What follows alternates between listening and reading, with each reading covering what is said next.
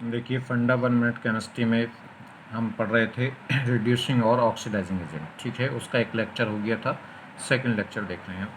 मैंने आपको last lecture में लास्ट पॉइंट क्या बताया था कि अगर किसी भी सब्सटेंस के अंदर सेंट्रल एटम की ऑक्सीडेशन स्टेट मैक्सिमम पॉसिबल है तो वो सिर्फ और सिर्फ ऑक्सीडाइजिंग एजेंट की तरह काम करेगा, और अगर सेंट्रल एटम की जो ऑक्सीडेशन नंबर है वो लोवेस्ट पॉसिबल है, ठीक है, तो वो केवल और केवल रिड्यूसिंग एजेंट की तरह काम करेगा। और अगर सेंट्रल एटम की जो ऑक्सीडेशन है वो इंटरमीडिएट है किसके, लोवेस्ट और हाईएस्ट के बीच में, तो फिर वो दोनों तरह काम कर सकता है, ऑक्सीडाइजिंग और रिड्यूसिंग एजेंट। तो देखिए ऐसा एक एग्जाम्पल देख रहे हैं जैसे अगर हम बात करें SO2 की, तो SO2 में सल्फर की अगर हम बात करें तो सल्फर की मिनिमम ऑक्सीडेशन नंबर हो सकती है -2, और मैक्सिमम कितनी हो सकती है उसके बैलेंस इलेक्ट्रॉन के इक्वल कितनी, +6, और मिनिमम कितनी हो सकती है बैलेंस इलेक्ट्रॉन -8, यानी कि 6 -8 कितना आएगा, -2। फिलहाल यहाँ देखें तो क्या है, ऑक्सीजन होगा -2 में, और ये कितने हैं 2, तो ये -4, तो यहाँ सल्फर किस में आ रहा है, +4 में आ रहा है। +4 का मतलब ना तो ये हाईएस्ट है ना ये लोवेस्ट है, तो फिर ये क्या कर सकता है, दोनों तरह काम कर सकता है, ऑक्सीडाइजिंग एजेंट भी और रिड्यूसिंग एजेंट भी। और वो डिपेंड करेगा ये किसके साथ कंबाइन हुआ। अगर ये ऑक्सीडाइजिंग एजेंट के साथ कंबाइन हो रिएक्ट कर रहा है तो ये कैसे करेगा, रिड्यूसिंग एजेंट की तरह, और अगर ये रिड्यूसिंग एजेंट के साथ रिएक्ट करेगा तो खुद ये कैसे काम कर जाएगा, ऑक्सीडाइजिंग एजेंट की तरह। बात करें यहाँ KMnO4 अगर हम देखें तो यहाँ पे Mn की जो ऑक्सीडेशन नंबर है वो कितनी आएगी, +7। कैसे आएगी, देखिए O की होती है -2, O की होती है -2, और ये कितने है 4, तो कितना हो गया -2 इंटू 4 कितना हो गया -8, जिसमें से +1 चली जाएगी K में, तो ये इसकी कितनी आ जाएगी, +7। तो Mn +7 है, और Mn की मैक्सिमम पॉसिबल ऑक्सीजन स्टेट कितनी होती है, +7, तो ये हाईएस्ट ऑक्सीजन स्टेट में है, तो कैसे काम करेगा, ऑक्सीडाइजिंग एजेंट की तरह। और ये अब ये कैसे काम कर जाएगा, रिड्यूसिंग एजेंट की तरह, ठीक है। तो ये खुद क्या हो जाएगा, ये तो क्या हो जाएगा, रिड्यूस, और ये क्या हो जाएगा, ऑक्सीडाइज, ठीक है। तो ये खुद क्या होगा, ऑक्सीडाइज, और ये भी खुद ऑक्सीडाइज होगा, तो क्या कैसे काम कर जाएगा, रिड्यूसिंग एजेंट की तरह। खुद ऑक्सीडाइज कैसे हो रहा है, देखिए ये रिड्यूस कैसे हो रहा है, इसकी ऑक्सीडेशन नंबर +7 थी, यहाँ इसकी +4 थी। Mn की यहाँ देखूंगा तो आयंस की जो भी चार्ज होगा वो इसकी ऑक्सीडेशन नंबर हो जाएगी। यहाँ देखें सल्फर की तो कितनी आएगी, प्लस की 6 आ जाएगी। कैसे आएगी, O की हो गई -2 और कितने हैं 4, तो -8, और -8 रह जाएगा तो +8, और -2 कितना बचा, +6। तो सल्फर +4 से +6 में आ गया, तो इसका तो क्या हुआ, ऑक्सीडेशन। ऑक्सीडेशन हुआ तो कैसे काम करेगा, रिड्यूसिंग एजेंट की तरह। और ये +7 से किस में आ गया, +2 में। ऑक्सीडेशन नंबर घट गई, ऑक्सीडेशन नंबर घट गई तो क्या कहलाएगा, रिडक्शन, और रिडक्शन कहलाएगा तो ये खुद क्या होगा, ऑक्सीडाइजिंग एजेंट। चलिए यहाँ देखें, अगर इसमें बात करें तो H जाएगा +1 में, और ये सल्फर किस में चला जाएगा, माइनस में। कितने H थे, 2, तो +2, तो ये होगा -2, तो यहाँ सल्फर किस में है, -2 में। यहाँ देखें तो यहाँ सल्फर किस में है, +4 में, ठीक है। तो ये लोवेस्ट पॉसिबल ऑक्सीडेशन नंबर है सल्फर की, तो ये कैसे काम करेगा, सिर्फ और सिर्फ रिड्यूसिंग एजेंट की तरह। अगर ये रिड्यूसिंग एजेंट है तो अब ये कैसे काम कर जाएगा, ऑक्सीडाइजिंग एजेंट। जैसे एसिड बेस रिएक्शन करता है ऐसे ही क्या होगा, ऑक्सीडाइजिंग एजेंट किससे रिएक्ट करता है, रिड्यूसिंग एजेंट से। तो ये खुद क्या हो जाएगा, देखिए ये चला गया किसमें, सल्फर क्या आ गया, 0 में, तो ये -2 से किस में आ गया, 0 में, तो इसका तो क्या हुआ, ऑक्सीडेशन।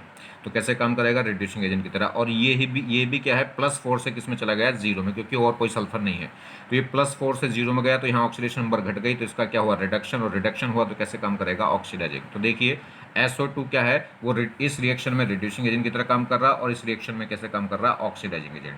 तो अगर किसी सेंट्रल एटम की ऑक्सीडेशन नंबर इंटरमीडिएट है मैक्सिमम और मिनिमम के बीच में, तो वो दोनों तरह काम कर सकता है, वो depend, oxidising agent reagent as well as reducing agent, वो डिपेंड करेगा किसके साथ रिएक्ट कर रहा है। अगर वो ऑक्सीडाइजिंग एजेंट के साथ रिएक्ट कर रहा है तो रिड्यूसिंग एजेंट की तरह काम करेगा, और किसी रिड्यूसिंग एजेंट के साथ रिएक्ट कर रहा है तो कैसे काम कर जाएगा, ऑक्सीडाइजिंग एजेंट। चलिए और ये कुछ एग्जाम्पल हैं, देखिए कुछ एलिमेंट हैं ये, इन एलिमेंट की अनोदर स्टेट है। अगर हम बात करें जैसे पीबी है या टीएल है या बीआई है या सी है या टीबी है या फिर एमएन है, ये इनकी हाईएस्ट ऑक्सीडेशन स्टेट है, और ये मोर स्टेबल किस्म होते हैं लोवेस्ट ऑक्सीडेशन स्टेट में। ये लोवेस्ट ऑक्सीडेशन स्टेट में क्या होते हैं, मोर स्टेबल, किसकी वजह से, इलेक्ट्रॉनिक कॉन्फ़िगरेशन है, ठीक है, stable electronic configuration, inert paired effect, बहुत सारे रीजन हैं जो पीरियोडिक टेबल में आपको बताए गए थे। तो ये क्या है, अगर जैसे बात करें पीबी की, तो पीबी +2 से +4 से किस में ज़्यादा स्टेबल होता है, +2 में, किसकी वजह से, इनर्ट पेयर्ड इफेक्ट की वजह से। जैसे बीआई है +5 से ज़्यादा स्टेबल किस में होता है, +3 में। लोवेस्ट ऑक्सीडेशन स्टेट में ज़्यादा स्टेबल होगा किसकी वजह से, due to inert paired effect की वजह से, ठीक है। तो इस टाइप के जैसे ये Mn+3 से ज़्यादा स्टेबल कौन होगा, Mn+2, किसकी वजह से, इलेक्ट्रॉनिक कॉन्फ़िगरेशन की वजह से। इसमें क्या आएगा, D4, इसमें क्या होगा, D5, और D5 ज़्यादा स्टेबल होता है एज कंपेरिजन टू D4। तो ये स्टेबल तो ये कुछ कंपाउंड ऐसे हैं जो कि अपनी हायर, ये लोअर ऑक्सीडेशन स्टेट में क्या होते हैं, मोर स्टेबल। तो ये क्या कहलाएंगे, तो ये तुरंत किस में कन्वर्ट हो जाएंगे, इनका खुद का क्या होगा, रिडक्शन, क्योंकि ऑक्सीडेशन नंबर हाई से किस में जा रहा है, लो में, हाई से किस में जा रहा है, लो में, हाई से किस में जा रहा है, लो में, या कह सकते हैं ऑक्सीडेशन नंबर क्या हो रही है, डिक्रीज। और ऑक्सीडेशन नंबर डिक्रीज हो रही है तो ये क्या हो रहा है, रिडक्शन। और ये रिडक्शन हो रहा है तो ये कैसे, इसका क्या हो रहा है, रिडक्शन, तो ये खुद कैसे काम करेंगे, ऑक्सीडाइजिंग एजेंट की तरह। क्लियर। तो इस ऐसा कोई भी अगर हम बात करें जैसे पीबी, तो पैलेडियम से मिलकर बना हुआ कोई भी कंपाउंड जिसमें उसकी ऑक्सीडेशन स्टेट कितनी हो, +4, तो कैसे काम करेगा वो, कैसे काम करेगा, ऑक्सीडाइजिंग एजेंट की तरह। क्यों, क्योंकि खुद तुरंत रिड्यूस हो जाएगा किसमें, Pb+2 में। क्लियर। तो ये कुछ ध्यान रखने हैं, कुछ एलिमेंट ध्यान रखना है इनको, जैसे Pb+4 से ज़्यादा स्टेबल होगा किसमें, +2 में, Tl+3 से ज़्यादा स्टेबल होगा किसमें, +1 में, Bi+5 से ज़्यादा स्टेबल होगा किसमें, +3 में। किसकी वजह से, इनर्ट पेड इफेक्ट की वजह से। ऐसे ही Ce+, ये एफ ब्लॉक एलिमेंट है, Ce+4 से ज़्यादा स्टेबल होता है +3 में, Tb+4 से ज़्यादा स्टेबल होता है +3 में। ऐसे ही Mn+3 से ज़्यादा स्टेबल होगा किसमें, +2 में। अब ये आपको समझ में नहीं आ रहा होगा क्योंकि आपने इलेक्ट्रॉनिक कॉन्फ़िगरेशन ढंग से पढ़ा ही नहीं है, कहाँ कौन सी स्टेबल स्टेट होती है। तो ये इलेक्ट्रॉनिक कॉन्फ़िगरेशन और पीरियोडिक टेबल बहुत ढंग से आनी चाहिए। आप घबराओ मत, मैं बताने वाला हूँ जल्दी बहुत अच्छे से। चलिए खैर, ऐसे ही हम बात करें, कुछ एलिमेंट ऐसे हैं जो लोवेस्ट से ज़्यादा स्टेबल किस में होते हैं, हाईएस्ट में। जैसे Sn की बात करें तो Sn+2 क्या है, ये Sn+2 से ज़्यादा स्टेबल किस में होता है, अपनी लोवेस्ट स्टेट से ज़्यादा स्टेबल होता है हायर ऑक्सीजन स्टेट में। किसकी वजह से, इनर्ट पेड इफेक्ट की वजह से। सेम कहानी इसमें है। तो In क्या है, +1 से ज़्यादा स्टेबल होगा किसमें, +3 में, यानी कि हायर ऑक्सीजन स्टेट में ज़्यादा स्टेबल होता है किसकी वजह से, due to inert paired effect की वजह से। Fe+2 से ज़्यादा स्टेबल होता है किससे, किसमें, +3 में, किसकी वजह से, स्टेबल कॉन्फ़िगरेशन की वजह से। इसमें होता है देखिए 3d6 4s2। तो अगर +2 की बात करूं तो 3d6 और +3 की बात करूंगा तो 3d5, और 3d5 ज़्यादा स्टेबल होगा किससे, 3d6 से। इसलिए तुरंत Fe+2 किस में भाग जाता है, Fe+3 में। ये जैसे क्रोमियम+2 से ज़्यादा स्टेबल होगा किसमें, क्रोमियम+3 में। इसमें क्या है, इस ऐसा क्यों होता है, क्योंकि देखिए क्रोमियम+2 में अगर मैं देखूं तो क्या होगा, 3d4, ये क्या होगा, यहाँ होगा 3d4 और +3 में पहुंच जाएगा तो 3d3, और 3d3 ज़्यादा स्टेबल होता है 3d4 से। ये कहाँ से आ गया, अगर आपको थोड़ा सा ध्यान हो, T2G और EG, डी सबसेल्स कब फुल्ली फिल्ड होती हैं, कब मोर स्टेबल होती हैं, D5 और D10। ये तो पूरी दुनिया, पूरा जगत जानता है, जगत तो तुम्हें भी, वैसे तुम्हें जानना तो ये भी चाहिए, मगर साथ में 3d3 भी क्या होती है, यानी कि D3 भी स्टेबल होती है, क्योंकि ये क्या है, क्रिस्टल फील्ड स्टेबलाइजेशन एनर्जी में दो लेवल में टूट जाती है, T2G और EG। जब अगर D में 3 इलेक्ट्रॉन होंगे तो इसका मतलब क्या है कि T2G क्या हो गई, फुल्ली हाफ फिल्ड हो गई, तो D3 भी क्या होता है, स्टेबल हो जाता है। तो इसलिए क्रोमियम+2 से तुरंत कहाँ भाग जाता है, +3 में, क्योंकि इसमें D3 हो जाता है, और D3 क्या होता है, मोर स्टेबल, किसकी वजह से, T2G में क्या, कितने इलेक्ट्रॉन हो जाते हैं, 3। सेम कहानी ऐसी EU, DF एलिमेंट है, ये EU+2 से किस में ज़्यादा स्टेबल होता है, +3 में। ऐसे ही YB+2 से ज़्यादा स्टेबल होता है +3 में। बता दूंगा मैं किसी, या तो आप पीरियोडिक टेबल में मैंने सब कुछ पढ़ा रखा है, वहाँ आप देख लीजिएगा, नहीं तो एक छोटी सी लेक्चर इस पर भी डाल देंगे। तो ये क्या है, ये हायर ऑक्सीजन स्टेट में ज़्यादा स्टेबल होते हैं, तो हायर ऑक्सीजन स्टेट में स्टेबल होंगे तो लोअर से तुरंत कहाँ भाग जाएंगे, हायर में। और ऑक्सीडेशन नंबर बढ़ गया तो ये क्या कहलाएगा, ऑक्सीडेशन। और ये ऑक्सीडेशन हो रहा है तो ये क्या कहलाएगा, इनका ऑक्सीडेशन हो रहा है तो खुद कैसे काम करेंगे, रिड्यूसिंग एजेंट की तरह। तो इनसे ऐसा कोई भी कंपाउंड जिसमें Fe+2 में एग्जिस्ट कर रहा हो तो वो कैसे काम करेगा, रिड्यूसिंग एजेंट की तरह, क्योंकि तुरंत किसमें भाग जाएगा, +3, यानी कि खुद क्या हो जाएगा, ऑक्सीडाइज, और दूसरों को क्या करेगा, रिड्यूस। तो ये थोड़ी सी बातें आपको ध्यान रखनी चाहिए। चलिए, तो इन पे थोड़ी सी निगाह रखें, इनको लिख के थोड़ा याद भी कर लें कॉन्फ़िगरेशन। जैसे अब क्वेश्चन जैसे ही करें, SnCl2 act as a reducing agent, तो किस तरीके से यूज होगा ये, SnCl2 act as a reducing agent. क्यों पता, क्योंकि SnCl2 का मतलब क्या है, Cl जाएगा -1 में, कितने Cl हैं, 2, तो किस में जाएगा, Sn+2 में। और अभी बताया Sn+2 से ज़्यादा स्टेबल कौन होगा, Sn+4, क्योंकि ये 14 ग्रुप के एलिमेंट है। इनर्ट पेड इफेक्ट अगर हम देखें तो इनर्ट पेड अगर इफेक्ट आपको थोड़ा सा याद हो तो डाउन द ग्रुप जाने से क्या है, जो अपर एलिमेंट है वो हायर ऑक्सीजन स्टेट में ज़्यादा स्टेबल होते हैं, और जो लोअर एलिमेंट है वो लोवेस्ट ऑक्सीडेशन स्टेट में ज़्यादा स्टेबल होते हैं। और लोवेस्ट में भी कौन सा, सबसे लास्ट वाला जो एलिमेंट है। तो 14 ग्रुप में कौन कौन से एलिमेंट थे, का, सी, गए, SN, पंडित। तो पीबी जो है, तो पीबी लास्ट एलिमेंट है, तो वो तो किस में एग्जिस्ट करेगा, +2 में मोर स्टेबल होगा। बाकी सब के सब किस में ज़्यादा स्टेबल होंगे, +4 में। तो Sn क्या है, सेकंड लास्ट है, तो ये क्या है, +2 से ज़्यादा स्टेबल किस में होगा, +4 में। तो तुरंत क्या होना चाहेगा, ऑक्सीडाइज, और ऑक्सीडाइज होना चाहेगा तो खुद कैसे काम करेगा, रिड्यूसिंग एजेंट की तरह। ठीक है, तो वही बात मैंने बताई थी। कि SN+2 से ज़्यादा स्टेबल किस में होता है, +4 में, तो खुद क्या हो जाएगा ऑक्सीडाइज, तो कैसे काम करेगा, रिड्यूसिंग एजेंट की तरह। तो यही बात यहाँ लिख रहे हैं कि SnCl2 act as a reducing agent. तो क्या करेगा, जैसे SnCl2 की रिएक्शन मैंने किससे करा दी, HgCl2 से, तो ये क्या करेगा, ये एक रिड्यूसिंग एजेंट है और ये ऑक्सीडाइजिंग एजेंट है। ये ऑक्सीडाइजिंग एजेंट क्यों है, क्योंकि यहाँ पे मरकरी की हाईएस्ट ऑक्सीडेशन स्टेट कितनी हो सकती है, +2, और +2 में ही है। Cl देखिए -1 और कितने हैं, 2, तो ये किस में जाएगा, +2 में, और ये मरकरी की हाईएस्ट ऑक्सीजन स्टेट है कितनी, +2, तो ये क्या हाईएस्ट ऑक्सीजन स्टेट में है, तो ये क्या होगा, ऑक्सीडाइजिंग एजेंट, और ये +2 में एग्जिस्ट कर रहा है। और Sn जब भी +2 में होता है तो वो क्या होता है, रिड्यूसिंग एजेंट, ठीक है, क्योंकि Cl होगा -1 में, 2 है तो -2, तो ये हो जाएगा +2, तो ये रिड्यूसिंग एजेंट है, ये ऑक्सीडाइजिंग, मतलब ये खुद तो क्या हो जाएगा, ऑक्सीडाइज। ऑक्सीडाइज होने का मतलब +2 से तुरंत कहाँ भाग जाएगा, +4 में, +4 मतलब SnCl2 से क्या बन जाएगा, SnCl4, और ये खुद क्या हो जाएगा, रिड्यूस हो जाएगा। तो कैसे हो जाएगा, Mg+1 से किस में चला जाएगा, +1 में। +1 में कैसा आ गया, देखो यहाँ था HgCl2, यानी कि एक Hg पे 2 Cl थे, अब हो गया Hg2Cl2, यानी कि एक 2 Hg पे 2 Cl, मतलब एक Hg पे 1 Cl, या कह सकते हैं ऑक्सीडेशन नंबर निकाल लीजिए, ये कितना है, -1, कितने Cl हैं, 2, तो ये हो गया -2, अगर इसका -2 तो इसका कितना होगा, +2, मगर Hg2 है तो एक के हिस्से में कितना आएगा, +1, तो ये +2 से +1 में चला गया, तो इसका क्या हो गया, रिडक्शन, मतलब ऑक्सीडाइजिंग एजेंट की तरह काम कर गया। अगर SnCl2 एक्सिस में पड़ा हो, एक्सिस में पड़ा हो मतलब और ज़्यादा अमाउंट हो, तो ये फिर इसको क्या करेगा, फिर इसको क्या कर देगा, रिड्यूस कर देगा और खुद क्या हो जाएगा, ऑक्सीडाइज। तो अगर ये एक्सिस में पड़ा होगा तो इसको यहाँ भी नहीं छोड़ेगा, सीधा कहाँ ले जाएगा, जीरो स्टेट में, यानी कि फ्री एलिमेंट स्टेट में ले जाएगा, ठीक है। तो मरकरी, तो ये +1 से किस में चला जाएगा, 0 में, और ये SnCl2 फिर किस में कन्वर्ट हो जाएगा, SnCl4 में, मतलब +2 से कहाँ चला जाएगा, +4 में।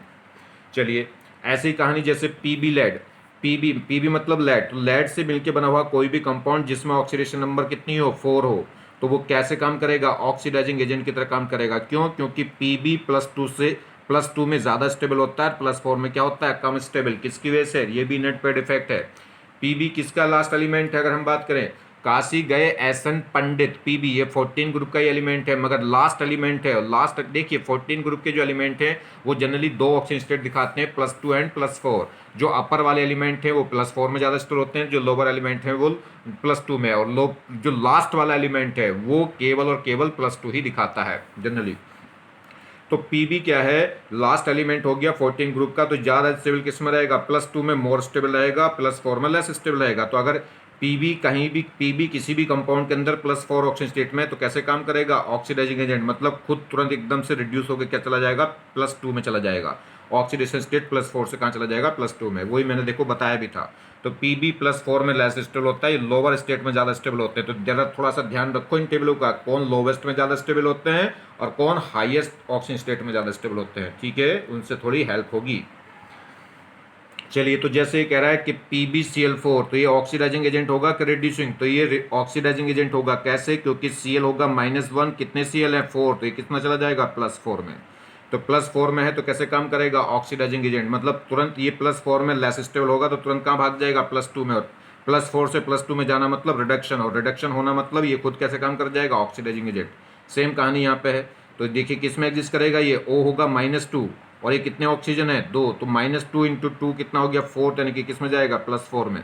सेम कहानी यहाँ Pb2O3 है, तो Pb2O3 मिक्सचर होता है किसका, PbO2 का और PbO का, यानी कि Pb2O3 में Pb+2 में भी है। देखिए एक 2 Pb हैं, तो एक किस में है, +2 में, और एक किस में है, +4 में।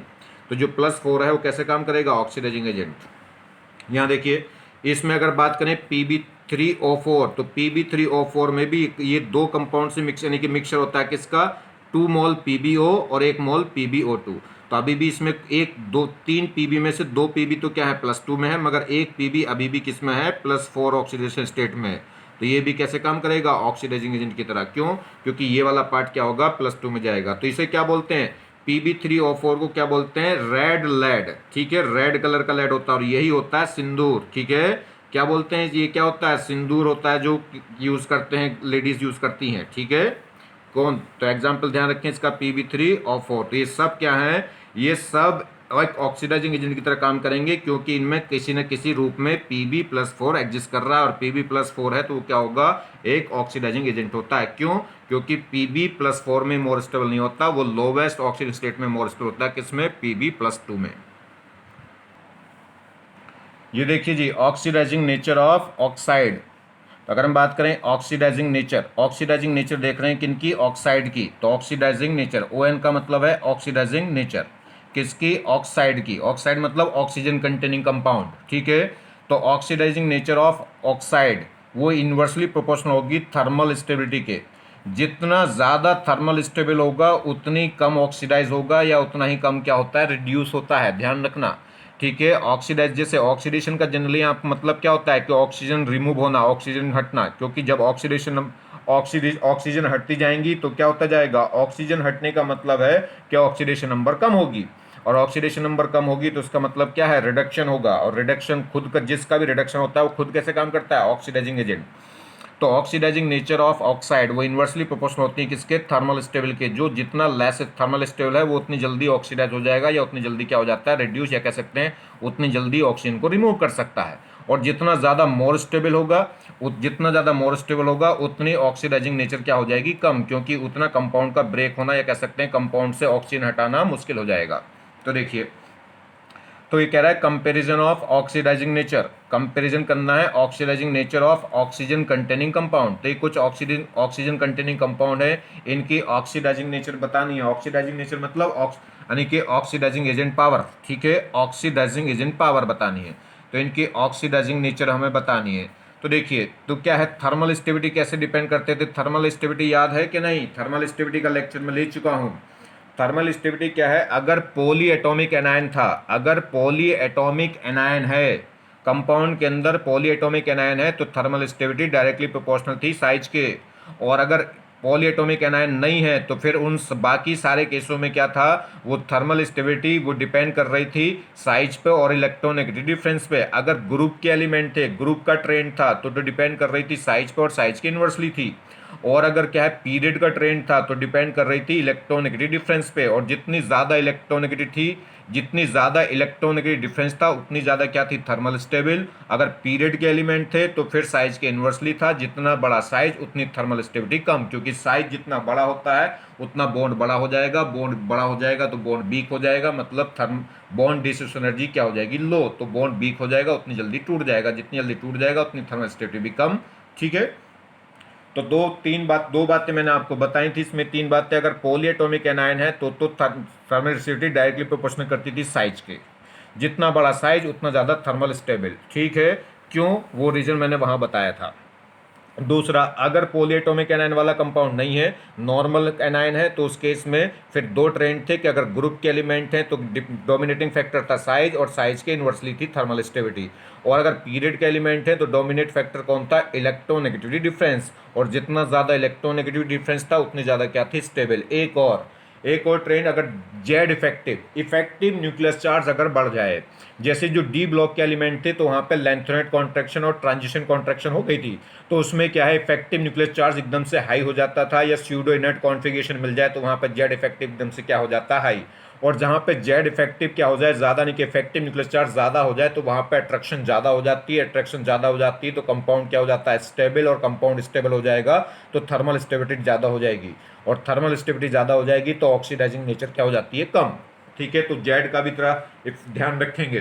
तो देखिए, यहाँ हम नॉर्मली बात करें तो जो एनायन है वो पॉलीएटॉमिक एनायन तो है नहीं, पॉलीएटॉमिक एनायन नहीं है, तो अब तो बस ये देखना है कि ये ग्रुप का ट्रेंड है कि पीरियड का। तो B M G C A S R, ये क्या है, सेकेंड ग्रुप के एलिमेंट है।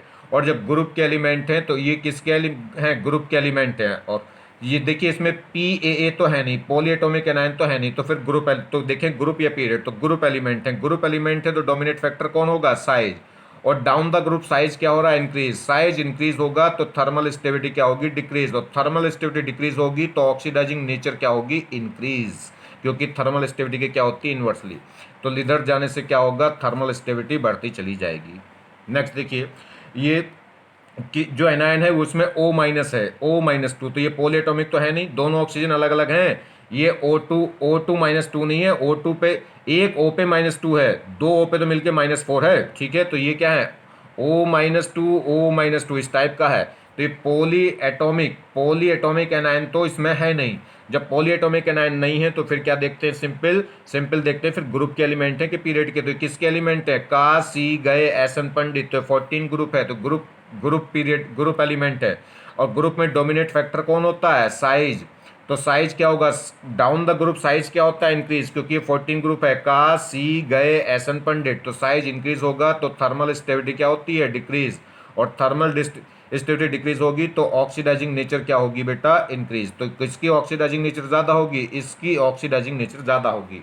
ऑक्सीडाइजिंग नेचर ज़्यादा मतलब ये क्या होगा, यानी कि स्ट्रॉन्ग ऑक्सीडाइजिंग एजेंट होगा। चलिए बात करें, यहाँ देखिए इसमें अगर हम बात करें तो क्या पॉलीएटॉमिक एनायन है, नहीं, पॉलीएटॉमिक एनायन तो यहाँ कोई है ही नहीं, पॉलीएटॉमिक एनायन नहीं है, तो अपने नॉर्मल तरीके से थर्मल स्टेबिलिटी चेक करेंगे। तो इसमें अगर हम बात करें क्रोमियम की ऑक्स, तो क्रोमियम में साइज देखें तो साइज क्या होगा, ये किसका एलिमेंट है, ये 3D का है, ये किसका है, 4D सीरीज का है, और ये किसका है, 5D सीरीज का है, तो एक ही पीरियड के, ये है, ग्रुप तो एक ही है, ग्रुप तो एक ही है, ये ग्रुप तो एक है, मगर ये क्या है, देखिए ये 3D सीरीज का हो गया, ऐसे होंगे ये, यहाँ क्रोमियम, फिर ये MO, और फिर ये क्या होता है, W, तो डाउन एक ग्रुप के एलिमेंट है, ठीक है, मगर ये 3D सीरीज का है, ये 4D सीरीज का, और ये 5D सीरीज का। साइज क्या होता है, 3D से बड़ा साइज होता है 4D का, और 4D से बड़ा साइज होता है 5D। वैसे 4D और 5D का साइज ऑलमोस्ट सेम होता है, अगर कंपेयर करने पाए तो बड़ा ही होगा, साइज बड़ा होता चला जाएगा। ये ग्रुप के एलिमेंट हुए, ग्रुप के एलिमेंट हुए, ग्रुप के एलिमेंट हुए, तो यहाँ पे क्या होगा, डोमिनेट फैक्टर होगा साइज, और साइज इंक्रीज होगा तो थर्मल स्टेबिलिटी क्या होगी, डिक्रीज, और थर्मल स्टेबिलिटी डिक्रीज होगी तो ऑक्सीडेशन पावर क्या होगी, ऑक्सीडाइजिंग नेचर क्या होगी, इंक्रीज हो जाएगी। तो ये ट्रेंड होना चाहिए।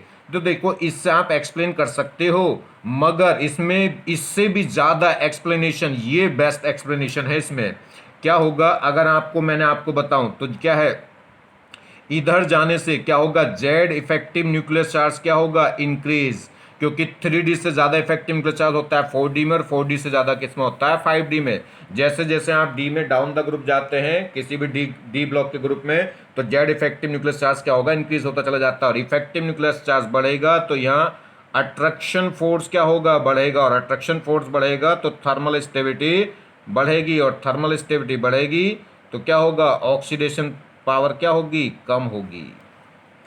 आगे बात समझ में नहीं, तो देखिए तो इसमें कौन सा फैक्टर चलेगा, तो ये डोमिनेटिंग फैक्टर है साइज से भी। तो जब भी डी ब्लॉक के ग्रुप, देखिए जनरली साइज साइज हम ग्रुप या पीरियड कहाँ देखते हैं, जब पी ब्लॉक के एलिमेंट हो। डी ब्लॉक में तो गड़बड़ कर ही देता है कौन, जेड इफेक्टिव। जब भी डी के एलिमेंट आ जाए तो ग्रुप पीरियड सब कुछ छोड़ देना, साइज इलेक्ट्रोनेगेटिविटी सब एकदम तुरंत पकड़ लेना, किसको, जेड को। और यही तो आपने देखा, इतने सारे ट्रेंड मैंने पढ़ा दिए, जब भी डी ब्लॉक के ग्रुप या पीरियड आ जाते हैं तो वहां एकदम से डोमिनेट कौन हो जाता है, जेड।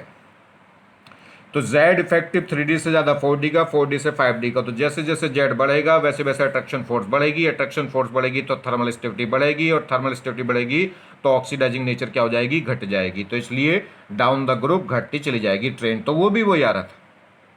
इसमें देखिए इसमें क्या था, ग्रुप का साइज क्या हो गया, साइज बढ़ रहा है, साइज बढ़ रहा है तो थर्मल स्टेबिलिटी घटी तो ऑक्सीडाइजिंग नेचर क्या है, बढ़ रही, इसमें बढ़ रही थी। ये उल्टा दे रहा था आंसर, ठीक है। तो इसके अकॉर्डिंग क्या होना चाहिए था ये। नेक्स्ट देखिए, यहाँ अगर हम बात करें तो ये M1, ये क्रोमियम और ये वेनेडियम, ये हैं तो 3D के, ये तो हैं तो डी ब्लॉक एलिमेंट, मगर ये भी 3D का है, ये भी 3D का है, और ये भी 3D का है। और किस टाइप से होते हैं ये, पहले वेनेडियम होता है, फिर इधर कहीं क्रोमियम होगा, उसके बाद क्या आता है, Mn, क्योंकि इसका एटॉमिक नंबर होता है 25, इसका 24, इसका होता है 23, ठीक। तो इनमें क्या देखें, साइज नहीं, जब डी के हैं तो जरा जेड देख लो, मगर जेड से भी ज़्यादा कुछ और देखा जाता है यहाँ, इलेक्ट्रॉनिक। ये अगर देखिए जेड में अगर ग्रुप के हैं, डी ब्लॉक में अगर ग्रुप के हैं तो जेड देख लो, और डी ब्लॉक में अगर किसी पर्टिकुलर पीरियड के हैं तो साइज वाइज तो देखते ही हैं, जेड वेड तो देखते ही हैं, मगर मेन सबसे पहले क्या देख लेते हैं, इसमें इलेक्ट्रॉनिक कॉन्फ़िगरेशन।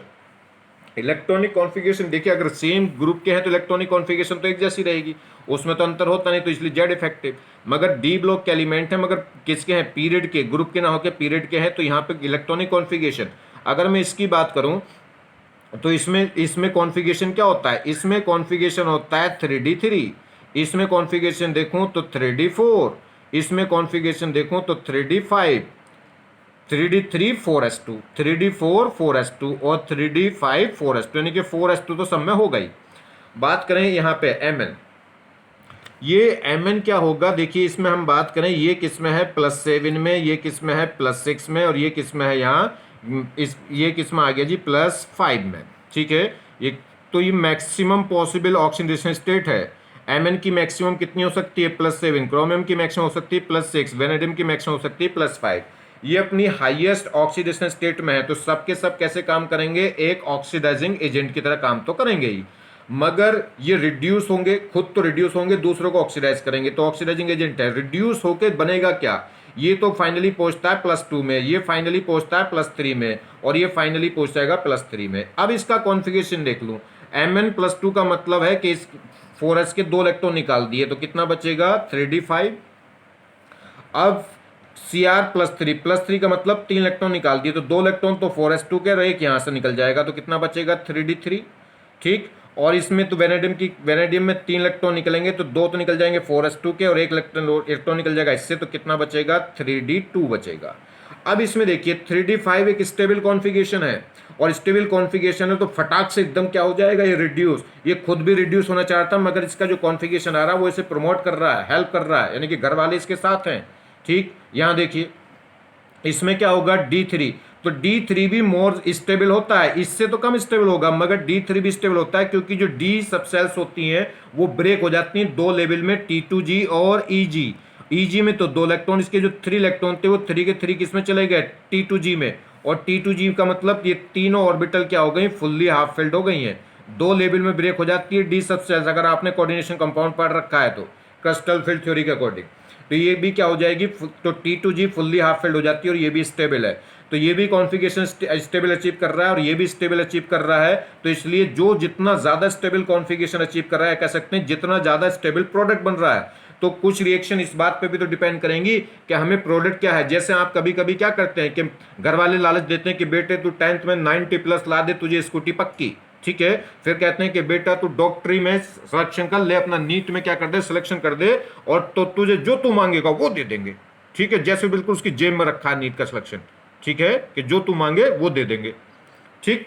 चलिए, और जब हो जाता है सिलेक्शन तो फिर रिश्तेदारों को बताते फिरते हैं कि मैंने अपना बेटा डॉक्टर बना दिया, जिसे खुद पढ़े हूं। चलिए यहां देखें, तो समझे बात को। तो क्या है, कुछ चीजें इस बात पे भी डिपेंड करती हैं कि प्रोडक्ट किस में ज्यादा स्टेबल बन रहा है। तो इसमें प्रोडक्ट बहुत ज्यादा स्टेबल हो रहा है, यानी कि जो प्रोडक्ट बनेगा उसका कॉन्फ़िगरेशन बहुत ज्यादा स्टेबल है, तो ये खुद चाहेगा यानी कि इसको प्रमोट करना, यानी कि इसको बनाना।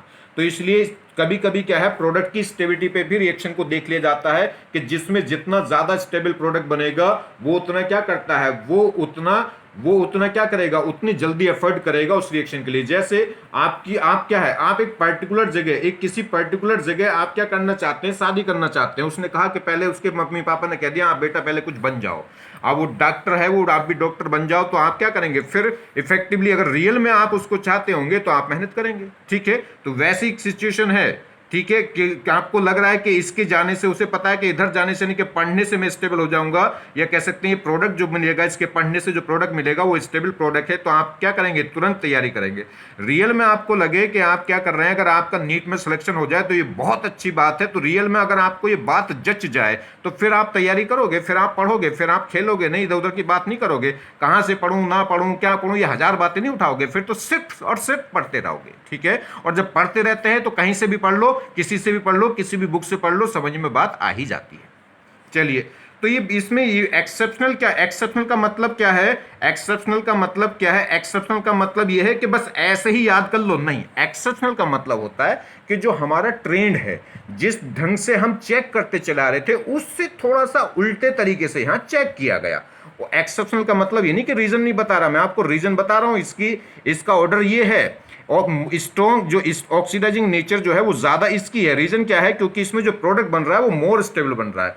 तो यहां पे जो ऑर्डर चला वो किसके बेसिस पे चला, ना तो साइज के, ना इलेक्ट्रोनेगेटिविटी, ना जेड इफेक्टिव, कुछ नहीं, सिर्फ किस पे बेसिस पे, प्रोडक्ट की स्टेबिलिटी पे। इसमें जो प्रोडक्ट है वो मोर स्टेबल बन रहा है, क्यों, क्योंकि इसमें जो कॉन्फ़िगरेशन आ रहा है 3d5 वो एक्स्ट्रा स्टेबल है। इसमें भी जो कॉन्फ़िगरेशन आ रहा है वो इससे तो लेस स्टेबल है, मगर इससे ज्यादा स्टेबल है, क्योंकि इसमें आ रहा है 3d3, और 3d3 भी स्टेबल हो जाता है क्योंकि इसमें T2G क्या हो जाती है, फुल्ली हाफ फिल्ड। इसमें ऐसा कोई स्टेबल कॉन्फ़िगरेशन नहीं आ रहा, तो इससे जीत गया ये और इससे भी जीत गया ये।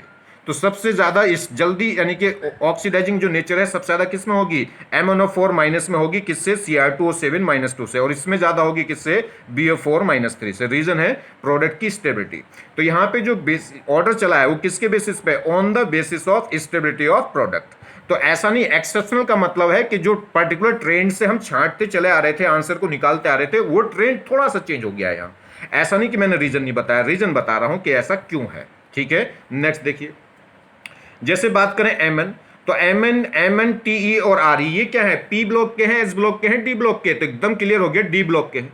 डी ब्लॉक के हैं तो चेक करिए एक ही ग्रुप के हैं कि एक पीरियड के हैं, तो ये ग्रुप के हैं, ये 3D है और ये 4D है और ये 5D है। हमें तो पता ही नहीं सर जी ये डी के हैं या पी के, और चलो डी का पहचान भी लेंगे, एमएन को, एमएन से तो हमारी मुलाकात कई बार हुई है चाय की दुकान पे, ठीक है, मगर आर ई और टी तो हुई नहीं। तो रीजन क्या है, तो ध्यान दीजिए, आप पीरियोडिक टेबल का आप क्या कर लेते हैं, पूरा पीरियोडिक टेबल का चार्ट बना लेते हैं, अपने दीवार पे चिपका लेते हैं। चिपकाने से क्या फायदा हो रहा है, साल भर लो चिपका रहो, 10 साल तक चिपकाते रहो, याद हो जाएगी क्या। आपको ध्यान देखना है, पहले क्वेश्चन समझिए कौन सी बातें आ रही हैं, कौन सी बातें आ रही। तो डी ब्लॉक के जो 3D सीरीज यानी कि 3D 4D 5D सीरीज, उनके एलिमेंट याद होने चाहिए, उससे भी ज्यादा याद होने चाहिए उनके जो ग्रुप है, ग्रुप में जो तीन एलिमेंट हैं, चार एलिमेंट हैं, वो याद होने चाहिए। तो ग्रुप का ट्रेंड है यानी कि 3D 4D 5D, तो ये धीरे धीरे याद होंगे, 2 याद कर लो, 3 याद कर लो, या फिर मैंने आपको पीरियोडिक टेबल जब पढ़ाई है वहां याद कराया है, या एक बार फिर और छोटी सी लेक्चर डाल देंगे उस पर जिससे याद करा देंगे। ठीक है, ज्यादा मत घबराओ, बस मैं ये बता रहा हूं इस बात को कि देखिए कहां कहां किस ढंग से हमें याद करनी है।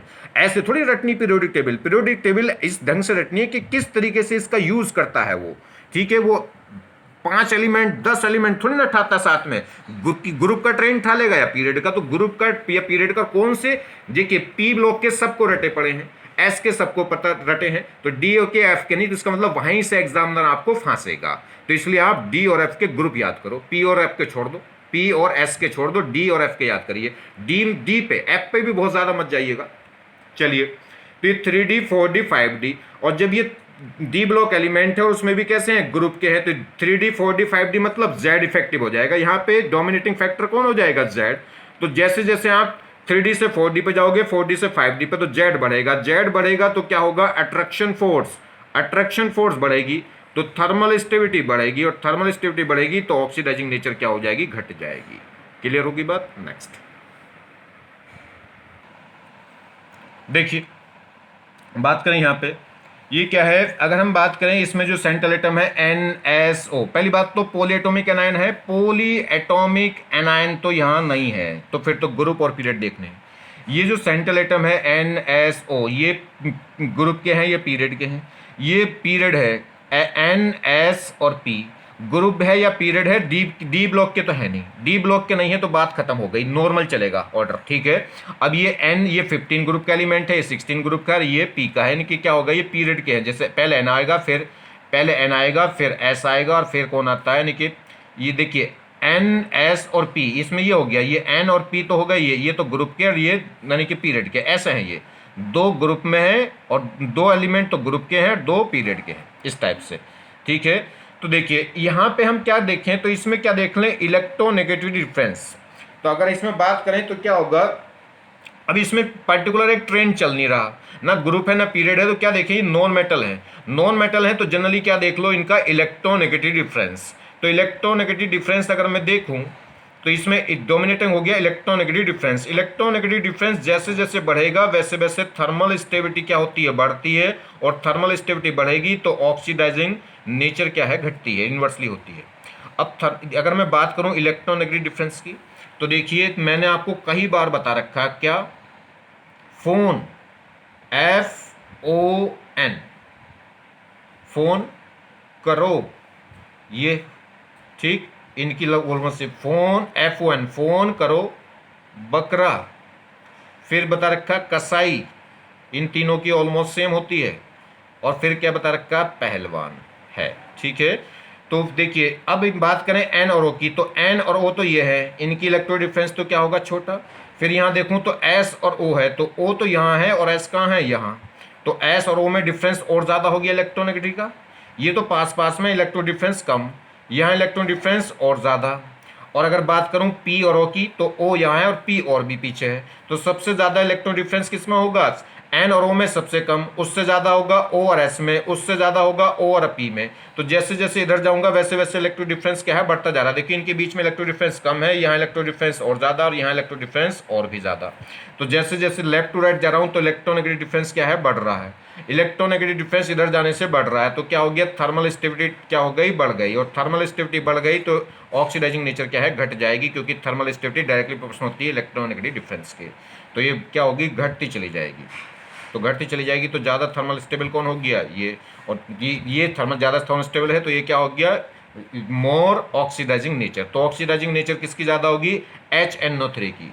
तो नाइट्रिक एसिड ज़्यादा ऑक्सीडाइजिंग ज़्यादा स्ट्रॉन्ग ऑक्सीडाइजिंग एजेंट होता है एज कंपेरिजन टू H2SO4। और H2SO4 ज़्यादा स्ट्रॉन्ग ऑक्सीडाइजिंग एजेंट होगा किससे? H3PO4 से। यहाँ देखिए जी, यहाँ देखिए अगर हम बात करें HOCl, HOCl2, HClO3, HClO4, यहाँ पे कुछ और ही बखेड़ा है। क्या बखेड़ा और क्यों है? क्योंकि इसमें जो सेंट्रल एटम है वो Cl सेंट्रल एटम ना ग्रुप का, ना पीरियड का, ना डी का, ना एफ का, एक ही एलिमेंट है। सेंट्रल एटम चेंज ही नहीं हो रहा, तो सारे तुम्हारे सारे बखेड़े क्या हो गए? खत्म हो गए। हमने देखा था कि जब सेंट्रल एटम डिफरेंट हो तभी तो देखोगे, या ग्रुप के है कि पीरियड के, तो एलिमेंट ही सेंट्रल एटम सेम दे दिया, तो फिर कैसे होगा? तो थर्मल स्टेबिलिटी एक तो इससे भी पता चल जाती है कि जिसमें जितने ज्यादा एटम हो, या दूसरा जिसमें जितना ज्यादा स्ट्रॉन्ग बॉन्ड बन रहा हो। तो देखिए जरा, HOCl तो ये है, HClO2 ये है, और HClO3 ये है, और HClO4 ये है। ये ऑक्सी एसिड है किसके? क्लोराइड के। इनकी स्ट्रक्चर ये कैसे बनी, ये मैं ऑक्सी एसिड की स्ट्रक्चर डाल चुका हूं, वहां पे देखिएगा। अब बार बार नहीं बताऊंगा इसको, लेक्चर नहीं तो बहुत लंबा हो जाता है। ठीक है, मैं ऑक्सी एसिड की स्ट्रक्चर बहुत अच्छे से आपको बता चुका हूं, 2 लेक्चर उसके डाल दिए मैंने, वहां पे देख लीजिएगा। चलिए, तो यहां अगर मैं देखूं तो इसमें क्या है? ये जो ओ पे लोन पेयर है, देखिए लोन पेयर सिंगल डबल, ये कॉन्जुगेशन में आएगा। तो जैसे ये जाता है वैसे ही है।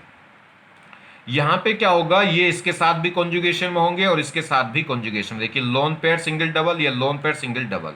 ऐसे ये जो ओ के लोन पेयर होंगे वे 3 डबल बॉन्ड के साथ कॉन्जुगेशन होंगे। देखिए lone pair single double, lone pair single double, lone pair single double. जितना ज्यादा कॉन्जुगेटिव स्ट्रक्चर होगा उतने ज्यादा चांसेस होंगे किसके? यहाँ डबल बॉन्ड आने के। और जितना ज्यादा यहाँ सी और ओ के बीच में डबल बॉन्ड करेक्टर आएगा उतना बॉन्ड क्या बनेगा? स्ट्रॉन्ग। या कह लो जिस भी स्ट्रक्चर में जितनी ज्यादा रेजोनेटिंग स्ट्रक्चर आती है उतना क्या हो जाता है? वो स्टेबल हो जाता है। और जितना ज्यादा स्टेबल होगा नहीं कि उतना ज्यादा क्या होगा? Thermal stable. और जितनी ज्यादा थर्मल स्टेबल उतना क्या हो जाएगा? ऑक्सीडाइजिंग नेचर क्या हो जाएगी? उसकी कम हो जाएगी। तो देखिए, तो अगर थर्मल स्टेबिलिटी की बात करूं तो इससे ज्यादा थर्मल स्टेबल ये, इससे ज्यादा ये, इससे ज्यादा ये। रीजन क्या है? क्योंकि रेजोनेटिंग स्ट्रक्चर उतनी ज्यादा बनती जा रही है। जितनी ज्यादा रेजोनेटिंग स्ट्रक्चर बनेगी उतना ओ और सी के बीच में डबल बॉन्ड करेक्टर बढ़ेगा, डबल बॉन्ड करेक्टर बढ़ेगा तो स्टेबिलिटी बढ़ेगी। तो स्टेबिलिटी बढ़ेगी मतलब थर्मल स्टेबिलिटी भी बढ़ जाएगी। थर्मल स्टेबिलिटी इधर बढ़ रही तो क्या होगा? ऑक्सीडाइजिंग नेचर इधर हो जाएगी। तो मोर स्ट्रॉन्गली ऑक्सीडाइजिंग नेचर किसकी ज्यादा होगी? HOCl की, क्योंकि उसके रिवर्स होती है। तो यहां पे क्या होगा? Due to resonance partial double bond character किस increase, partial double bond character increase in OCl bond, so thermal stability increase and oxidising nature क्या हो जाएगी? डिक्रीज। बिल्कुल सेम उसी तरह क्या है? Reducing nature of hydride. हमें लग रहा है रिड्यूसिंग नेचर और ऑक्सीडाइजिंग नेचर एक दूसरे के उल्टी होती है। अगर ऑक्सीडाइजिंग नेचर थर्मल स्टेबिलिटी के इनवर्सली थी तो रिड्यूसिंग नेचर क्या है? डायरेक्टली होनी चाहिए। नहीं, रिड्यूसिंग नेचर का या ऑक्सीडाइजिंग नेचर का एक सिंपल सा तरीका है, वैसे ही सही है गलत है आप वो छोड़ो। आप ये देखिए, अगर ऑक्सीजन हटा तो रिडक्शन, ऑक्सीजन जोड़ा तो क्या हो गया? ऑक्सीडेशन। तो यानी कि आपको क्या करना? ऑक्सीडाइजिंग नेचर का मतलब क्या है? ऑक्सीडाइजिंग नेचर का मतलब यानी कि ऑक्सीडाइजिंग एजेंट। ऑक्सीडाइजिंग एजेंट कौन कहलाता है भैया जी? जिसका क्या होगा? रिडक्शन हो। जिसका रिडक्शन हो वो क्या कहलाएगा? खुद तो रिड्यूस हो, तो दूसरों क्या करेगा? ऑक्सीडाइजिंग। तो ऑक्सीडाइजिंग एजेंट वो होता है जिसका खुद का रिडक्शन हो। खुद का रिडक्शन मतलब ऑक्सीजन का हटाना। ऑक्सीजन को हटाओगे तो ऑक्सीजन कब हटेगी? किस में आसानी से हट जाएगी? जिसमें बॉन्ड वीक होंगे। जिसमें बॉन्ड वीक होंगे उसकी ऑक्सीजन जल्दी से हट जाएगी, यानी कि जो लेस थर्मल स्टेबल होगा उसमें जल्दी से ऑक्सीजन हट जाएगी, और जो मोर स्टेबल होगा उसमें जल्दी से ऑक्सीजन नहीं हटेगी। सेम कहानी यहां पे है। रिड्यूसिंग नेचर का मतलब आपके H को हटाना। H किस में जल्दी हटेगा? जिसमें बॉन्ड वीक होगा। और वीक बॉन्ड किस में होगा? जिसमें थर्मल स्टेबिलिटी कम होगी। अगर थर्मल स्टेबिलिटी ज्यादा तो बॉन्ड H का बॉन्ड स्ट्रॉन्ग बनेगा, और H का बॉन्ड स्ट्रॉन्ग बनेगा तो H हटेगा ही नहीं, और H हटेगा ही नहीं तो क्या हो जाएगी? रिड्यूसिंग नेचर क्या हो जाएगी, कम हो जाएगी। तो ये भी थर्मल स्टेबिलिटी के इन्वर्सली है, वो भी थर्मल स्टेबिलिटी के इन्वर्सली है, क्योंकि दोनों ही केसेस में एटम का रिमूव होकर जाना है। किसको, एक में ऑक्सीजन का और एक में हाइड्रोजन का। ठीक है, अगर ऑक्सीडाइजिंग नेचर देख रहे हैं तो ऑक्सीजन हट के जाना चाहिए, और रिड्यूसिंग नेचर देख रहे हैं तो एच हट के जाना चाहिए। तो देखिए, तो रिड्यूसिंग नेचर किसकी, हाइड्राइड की। हाइड्राइड मतलब हाइड्रोजन से मिलकर बना हुआ एटम कोई। तो reducing nature of hydride inversely proportional होगी, वो भी थर्मल स्टेबिलिटी की। अब थर्मल स्टेबिलिटी कैसे पता चलती है, तो सबसे पहले तो थर्मल स्टेबिलिटी देखते हैं पॉलीएटॉमिक एनायन तो नहीं है। भैया कोई भी पॉलीएटॉमिक एनायन नहीं, यहाँ तो एनायन एक एटम का है, H-H-। तो पॉलीएटॉमिक एनायन नहीं है तो फिर क्या देखेंगे, तो अगर पॉलीएटॉमिक एनायन होता तो थर्मल स्टेबिलिटी डायरेक्टली प्रोपोर्शनल होती है साइज के। और अगर पॉलीएटॉमिक एनायन नहीं है तो नॉर्मल पॉलीएटॉमिक एनायन को छोड़ के किसी भी कैटेगरी का कंपाउंड हो तो फिर उस केस में दो ट्रेंड होते हैं थर्मल स्टेबिलिटी के। अगर पीरियड के एलिमेंट है तो साइज के इन्वर्सली, और अगर वो ग्रुप के एलिमेंट है, ग्रुप के एलिमेंट है तो साइज के इन्वर्सली, और पीरियड के एलिमेंट है तो इलेक्ट्रोनेगेटिव डिफरेंस साइज के इन्वर्सली होती है और इलेक्ट्रोनेगेटिव डिफरेंस के डायरेक्टली होती है।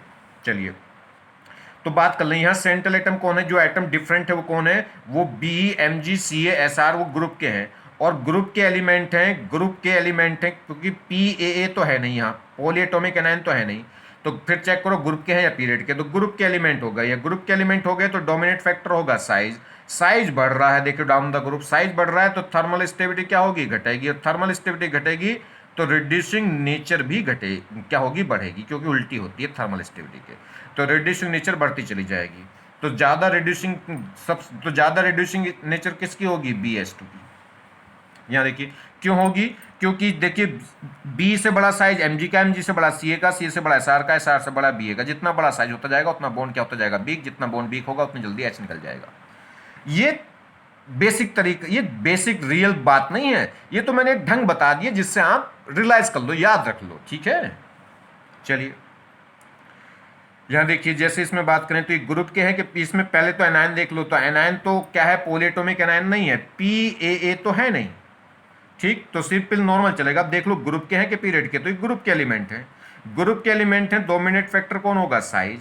अब साइज डाउन द ग्रुप क्या हो रहा है, बढ़ रहा है, क्योंकि सी गयासन पंडित साइज बढ़ेगा तो थर्मल स्टेबिलिटी घटेगी, और थर्मल स्टेबिलिटी घटेगी तो रिड्यूसिंग नेचर हो या ऑक्सीडाइजिंग नेचर हो बढ़ जाएगी, तो ये बढ़ती चली जाएगी डाउन द ग्रुप। तो ज़्यादा रिड्यूसिंग नेचर किस में होगी, वो किस में होगी, PbH4 में। यहाँ देख लो, यहाँ भी क्या है, PAA तो है नहीं, तो बस क्या है, ग्रुप के एलिमेंट है, ये ग्रुप के एलिमेंट है तो डाउन द ग्रुप क्या होगा, डाउन द ग्रुप साइज बढ़ेगा तो थर्मल स्टेबिलिटी घटेगी, और थर्मल स्टेबिलिटी घटेगी तो रिड्यूसिंग नेचर क्या होगी, बढ़ जाएगी।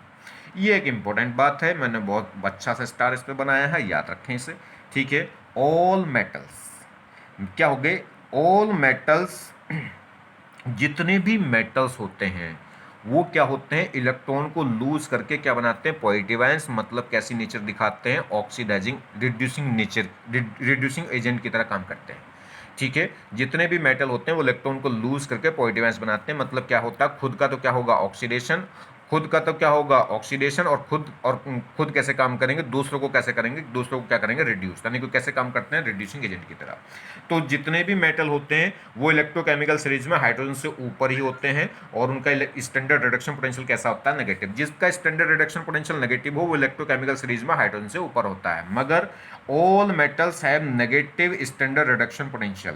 तो जितने भी मेटल हैं वो नेगेटिव स्टैंडर्ड रिडक्शन पोटेंशियल रखते हैं, मतलब किसका कैसे नेचर शो करते हैं, रिड्यूसिंग एजेंट की तरह, मगर किसको छोड़ के, एक्सेप्ट किसको छोड़ के जी, copper, mercury, silver, platinum, Au। कौन से मेटल, जो कीमती मेटल हैं, देखिए गोल्ड कीमती है, प्लेटिनम कीमती है, सिल्वर कीमती है, मरकरी एक बार हाथ में ले लो छोटी सी बूंद तो छोड़ने का मन नहीं करेगा, ठीक है, और कॉपर भी इंपॉर्टेंट है, ठीक है। लोग बात क्या कर लेते हैं, मोटर खोल लेते हैं लोगों के, ठीक है, कॉपर निकालने के लिए।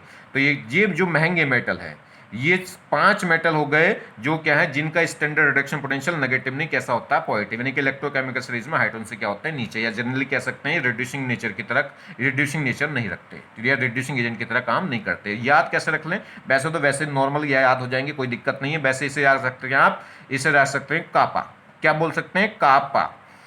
C तो हो गया कॉपर, H हो गया मरकरी, A हो गया सिल्वर यानी कि Ag, और P हो गया प्लेटिनम, और अगला A हो गया Au, ठीक है।